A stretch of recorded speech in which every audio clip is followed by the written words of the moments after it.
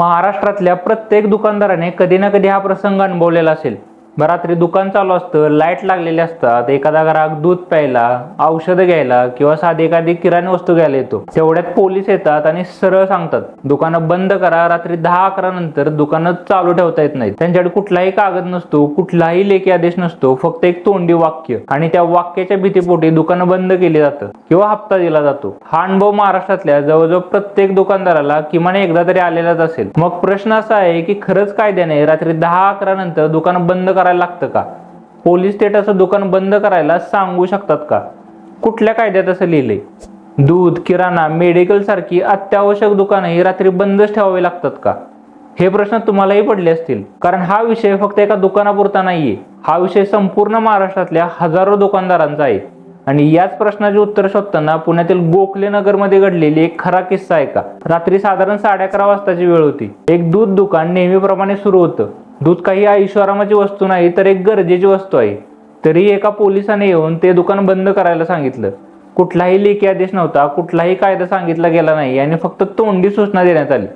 दुकान बंद झालं, पण इथेच ही गोष्ट थांबली नाही, कारण या घटनेनंतर एक महत्त्वाचा प्रश्न उभा राहिला। हे सगळं जे होतंय ते खरंच कायद्याप्रमाणे होतंय का?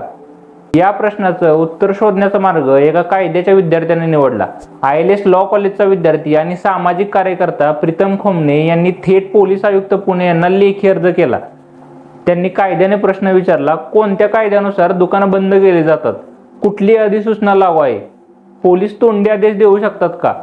पोलीस आयुक्त कार्यालयाकडून आलेलं उत्तर खूप महत्त्वाचं ठरलं आणि कौतुकाची गोष्ट म्हणजे पुणे पोलिसांनी हे ॲप्लिकेशन इग्नोर न करता त्याचं उत्तर वेळेवर दिलं। असंच प्रशासनाने लोकांच्या प्रश्नाची उत्तरे लवकर दिली गेली पाहिजेत। तर बघा, उत्तरात दुकाने व आस्थापना अधिनियम, सरकारी अधिसूचना आणि परिपत्रकांचा उल्लेख करण्यात आला।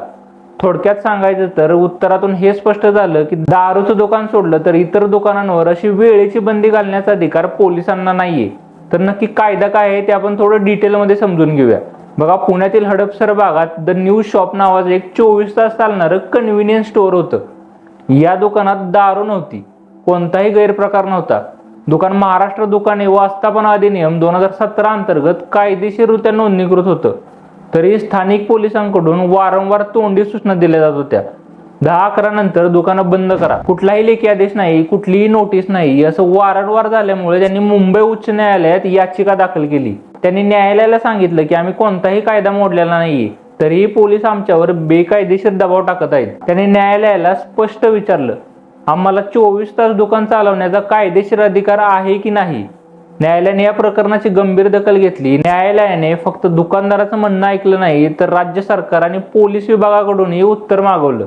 राज्य सरकारने न्यायालयात स्पष्ट सांगितलं, महाराष्ट्र दुकाने व आस्थापना अधिनियम 2017 अंतर्गत अशा कन्व्हिनियन्स स्टोअरवर कुठलीही वेळेची बंदी नाहीये।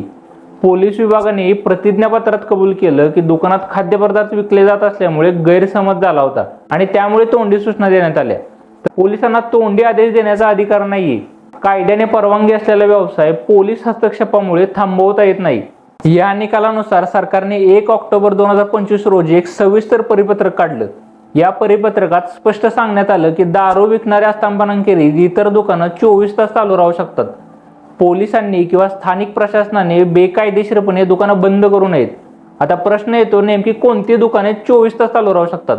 कायदा अगदी स्पष्ट आहे। परमिट रूम, बियर बार, दारूची दुकाने, डान्स बार, डिस्कोथेक, हुक्का पार्लर ही दुकानं 24 तास चालू ठेवता येत नाहीत। पण सरकारने महाराष्ट्र दुकाने व आस्थापना अधिनियम 2017 अंतर्गत आणि नंतर काढलेल्या परिपत्रकामध्ये स्पष्ट केले, दूध दुकान, किराणा दुकान, medical, bakery, general store, convenience store आणि इतर नॉन लिकर दुकानं 24 तास चालू ठेवण्यास कायद्याने परवानगी आहे। या दुकानांवर रात्री 10, 11, 12 नंतर बंद ठेवण्याची कुठलीही कायदेशीर सक्ती नाही। फक्त कामगाराचे नियम पाळले गेले पाहिजेत।